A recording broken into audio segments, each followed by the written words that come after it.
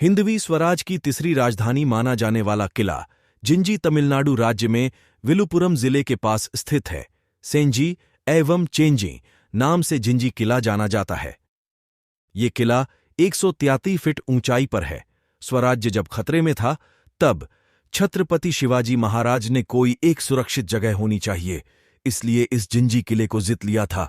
छत्रपति संभाजी महाराज के मृत्यु के बाद छत्रपति राजाराम महाराज पन्हाला की घेरबंदी से बचके जिंजी किले पर पहुंच गए। छत्रपति शिवाजी महाराज का दूर दृष्टिकोण काम पे आया। इसी कारण छत्रपति राजाराम राजा इन्होंने जिंजी किले को स्वराज की तीसरी राजधानी बनाने का निर्णय लिया। राजगिरी, कृष्णागिरी और चंद्रगिरी, इन 3 किले का समूह मतलब जिंजी किला। इसमें से राजगिरी यह दुर्गम है।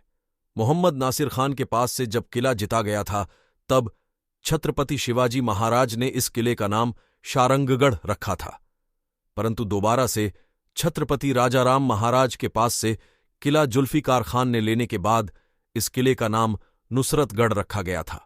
किले में प्रवेश करने के बाद जिंजी किले पर राज करने वाले राजाओं का कालखंड और शाही परिवार से संबंधित मूर्तियां देखने मिलेंगे। किले में देखने लायक जगह जिमखाना, हाथी की टंकी, घोड़ा हस्तबल, कल्याण महल, इंडो इस्लामिक शैली में ये महल बांधा गया था। कल्याण महल में 8 मंजिल है। 5वीं मंजिल के ऊपर का हिस्सा पिरामिड के आकार का है। ऐसा माना जाता है इस 5वीं मंजिल पर महिलाएं रहा करती थीं। यहां पर शादी समारोह हुआ करते थे। इस महल में पानी का व्यवस्थापन काफी अच्छी तरह से किया जाता था। मोहम्मद नासिर खान के पास से जब किला जीता गया था तब छत्रपति शिवाजी महाराज ने इस किले का नाम शाहरंगगढ़ रखा था, परंतु दोबारा से छत्रपति राजाराम महाराज के पास एक इलाका आने के बाद इस किले का नाम नुसरतगढ़ रखा गया था।